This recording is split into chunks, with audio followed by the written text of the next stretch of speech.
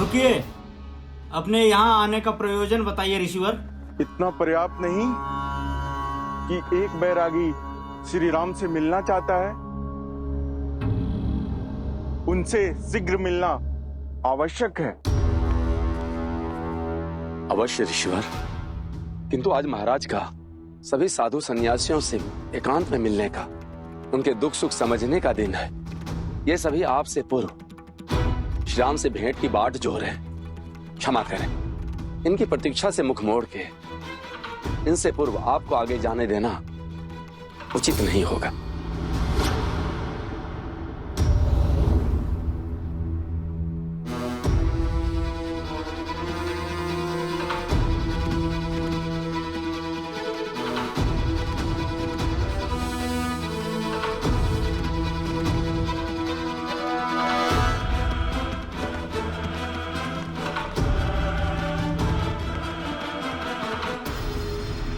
अयोध्या के महाराज हैं श्री राम। बिना अग्रिम सूचना के तो काल को भी उनसे भेंट करने का अधिकार नहीं है। फिर आप कौन हैं? यदि मुझे परिचय की आवश्यकता है तो लीजिए, श्री राम को दे दीजिए। अभी मां, ये मुद्रिका देख, वे स्वयं ही मुझे बुला लेंगे। ये मुद्रिका आपके पास आई कहां से? हैं कौन आप?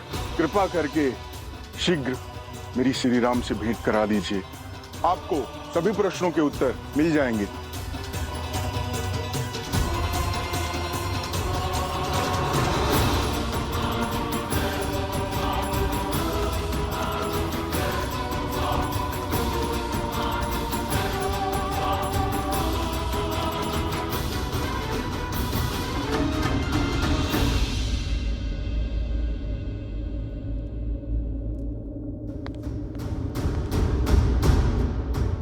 भैया,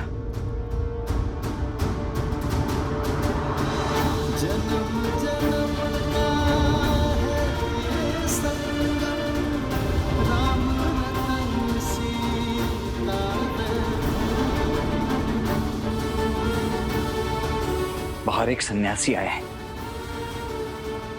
ये मुद्रिका लेकर। कहते हैं कि ये मुद्रिका ही उनका परिचय है। उन्हें सम्मान सहित भीतर लाओ लक्ष्मण। परंतु ये सन्यासी हैं कौन भैया? और ये मुद्रिका उनके पास? सर्वप्रथम उन्हें भीतर लाओ लक्ष्मण। जो आज्ञा भैया।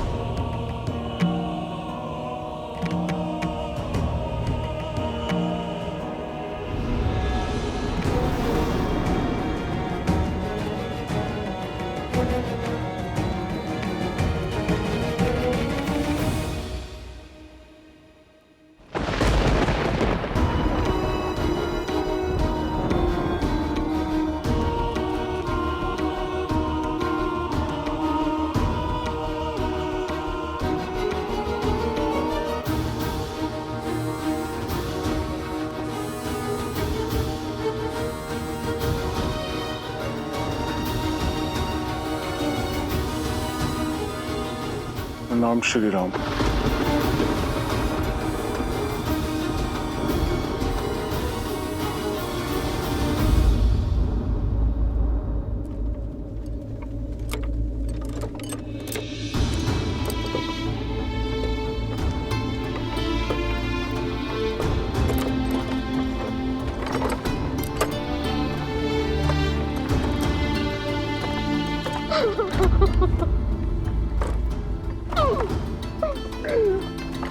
प्रभु रुकिए, रुकिए, रुकिए, प्रभु रुकिए।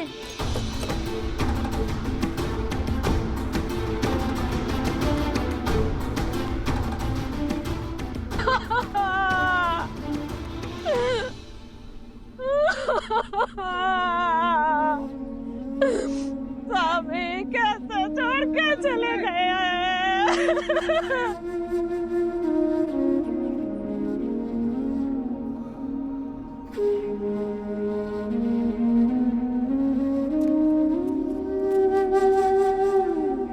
माता इतनी पीड़ा में है, विलाप कर रही है, अपने पति को भी खो चुकी है,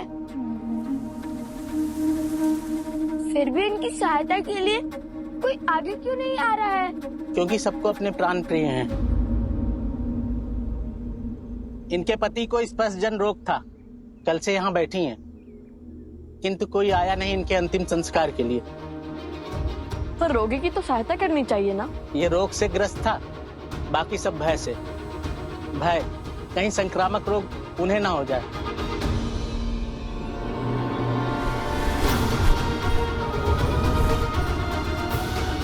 हमें किसी रोग का भय नहीं है, हमें उनकी सहायता करने दीजिए, हमें जाने दीजिए। ये विनती है हमारी, हमें जाने दीजिए। हमें जाने दीजिए, हमारी विनती स्वीकार कीजिए। हमें जाने दीजिए। तुम दोनों तो ऋषि कुमार हो ना, कैसे करोगे इनका अंतिम संस्कार? घोर अधर्म है ये, ऐसा तो पहले किसी ने नहीं किया। बोलो, कैसे धोओगे ऐसा पाप? किंतु किसी असहाय की सहायता करना तो सबसे बड़ा पुण्य का कार्य होता है ना, इसमें अधर्म कैसा? मानव तो समाज की डोर से बंधा हुआ होता है, उसे जीवन में और जीवन के पश्चात भी दूसरे मनुष्यों की आवश्यकता होती है। और ऐसा पहले भी हुआ है, जब कौशल राज्य के महाराज राजा हरिश्चंद्र ने भी अपना जीवन एक चंडाल की भांति व्यतीत किया था। अपनी पत्नी और अपने पुत्र को बेचने के बाद भी जब वे महर्षि विश्वामित्र का ऋण न चुका पाए, और तब उन्होंने स्वयं को ऋषिवर को बेच दिया और उन्होंने उन्हें एक चंडाल का दास बना दिया।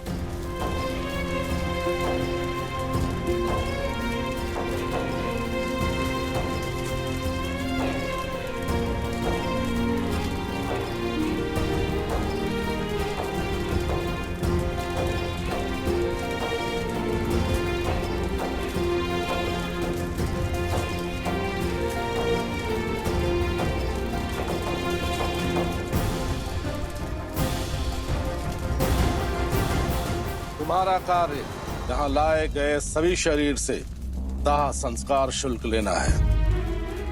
ध्यान रहे, जो भी हो, यहाँ बिना कर दिए किसी को भी चिता जलाने की अनुमति नहीं है। समझ गए?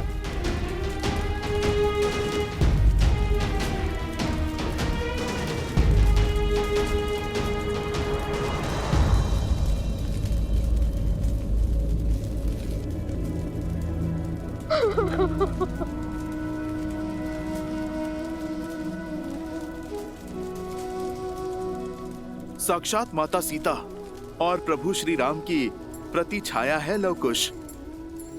जितने सुंदर स्वयं हैं, उतने ही सुंदर उनके संस्कार।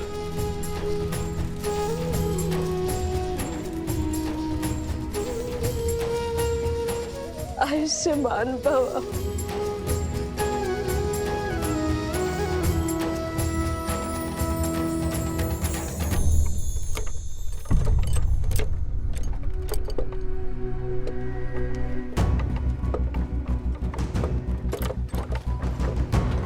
इतनी तीव्र धूप, बहुत तप रहा है आज सूरज।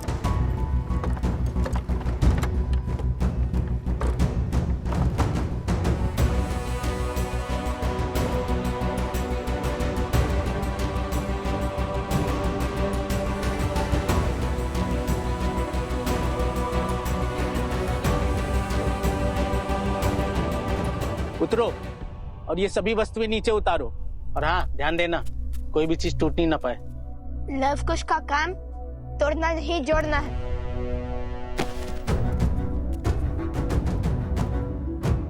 प्रभु, ये सब कहाँ जा रहे हैं?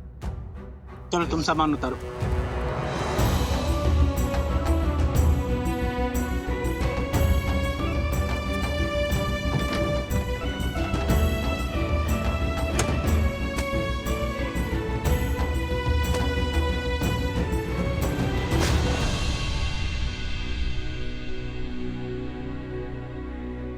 लीजिए, हो गया आपका कार्य पूर्ण।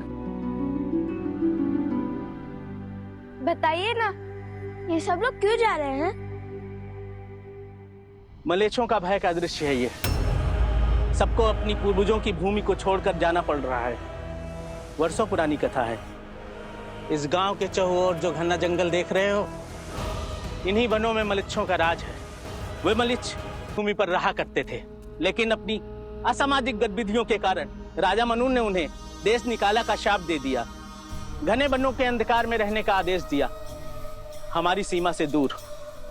कहते हैं यदि वो लोगों के बीच एक समुदाय में रहें तो राजा मनु के श्राप के कारण स्वयं भस्म हो जाएंगे, क्योंकि उन्होंने वैदिक धर्म, नियम और रीतियों का उल्लंघन किया, वर्जित मांस और भोजन खाया, अधपका भोजनों को ग्रहण किया, पशुओं के त्वचा से बने हुए वस्त्र पहने और उन्हें त्यागने से मना कर दिया।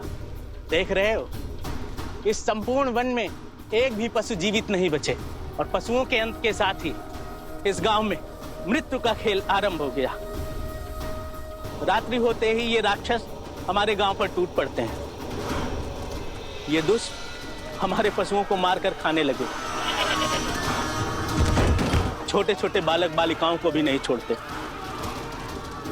और हम साधारण मानवों के लिए उनसे लड़ना असंभव हो गया था।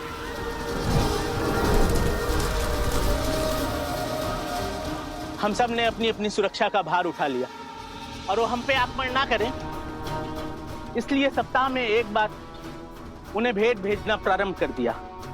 पहले तो पास के गांव से पशुओं को क्रय कर लिया जाता था।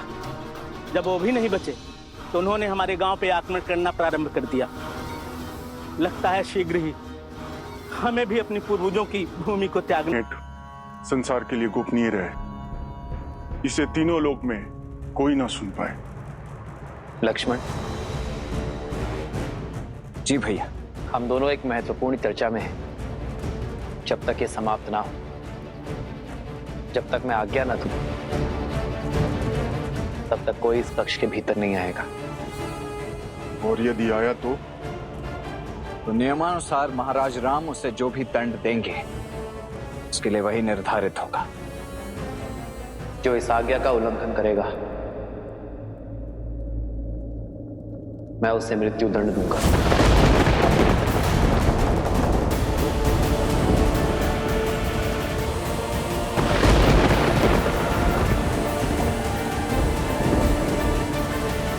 कार्य है, भिक्षा मांगना है, किसी की दास्ता स्वीकारना नहीं। आर्यवर्त के सबसे बलशाली और प्रसिद्ध राज्य कौशल के राजा हरिश्चंद्र ने भी अपना वचन निभाने के लिए स्वयं को बेच दिया था। हम उनके ही अनुयायी हैं।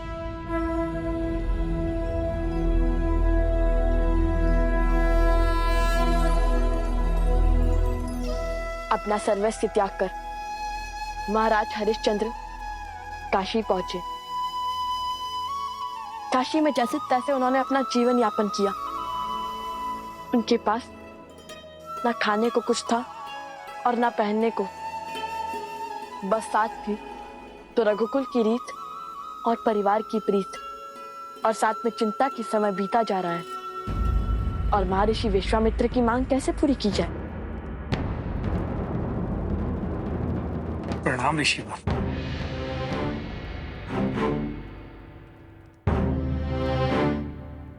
इस सूर्यास्त के साथ मास समाप्त हो जाएगा राजन।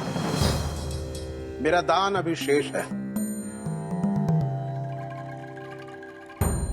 स्वामी, यदि मुझे बेचकर आपका वचन पूर्ण हो सके तो मैं सज्ज हूँ। नहीं, तुम्हारा लालन पालन पति होने के नाते मेरा कर्तव्य है। और पति के संकट में साथ पीड़ा उठाना और पति के वचन को बनाए रखना पत्नी का कर्तव्य है।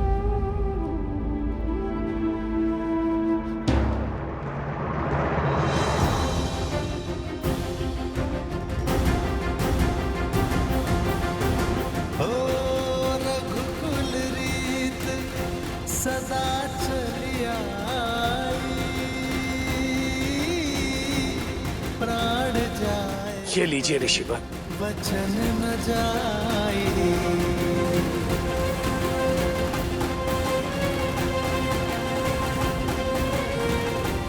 ऋण अभी शेष है। अपने वचन की रक्षा करने को राजा हरिश्चंद्र ने ऐसा दुखदाई कार्य भी किया। हम तो केवल उनके पद चिन्हों पर चल रहे हैं।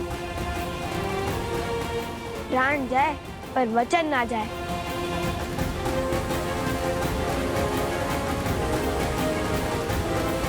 तो ठीक है, आज से कर चुकने तक तुम दोनों मेरे दास हुए। चलो, वो रही मेरी बैलगाड़ी। कर स्थापित मर्यादा, संसार के पाप को हर। बड़ी विचित्र घटना है ये। किसी और के लिए स्वयं को सेवक बना लिया दोनों ऋषि कुमारों ने। आज तक एक वचन के लिए ऐसा करते हुए किसी को नहीं देखा। लवकुश, ये कैसा निर्णय है? अयोध्या के राजकुमार हो तुम दोनों। तुम दोनों को रघुकुल को आगे बढ़ाना है। यदि तुम दोनों दास बनकर चले गए तो फिर प्रभु का क्या होगा? माता कौशल्या, सुमित्रा और तुम्हारे छोटे भाई, उनका तो स्मरण करो। रघुकुल रीत सदा चली आई, प्राण जाए पर वचन न जाए। रघुकुल की रीत ही तो पूर्वजों की सीख है हनुमान जी। क्या आपको लगता है कि पिताश्री ये बात जानकर संतुष्ट होंगे कि हमने अपना वचन तोड़ दिया?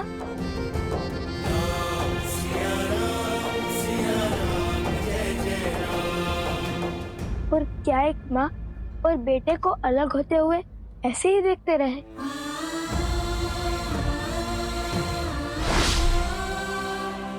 संतान के लिए माता के बिना जीने से बड़ा और कोई दुख हो सकता है हनुमान जी?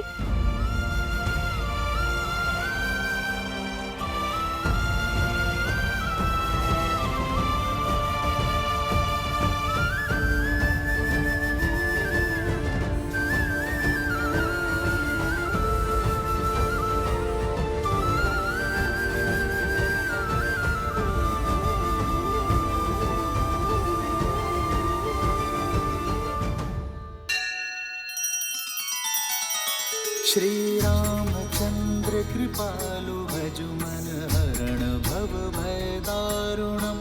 नव कंज लोचन कंज मुख कर कंज पद कंजारुणम। सिया राम, सिया राम, सिया राम, सिया राम, सिया राम, सिया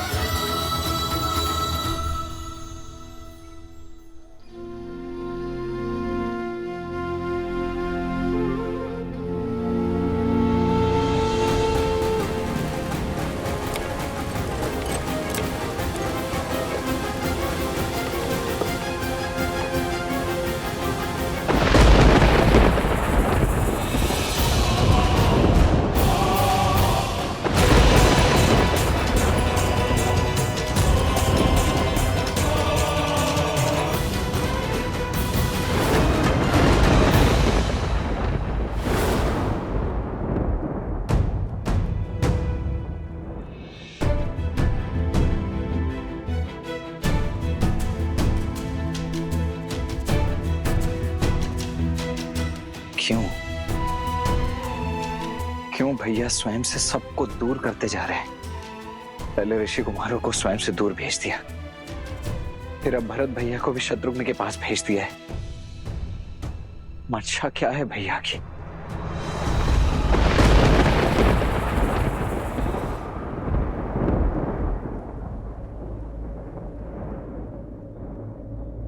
राजानुज, आप विचलित लगते हैं। हाँ सुमंत, मन बड़ा विचलित सा हो रहा है।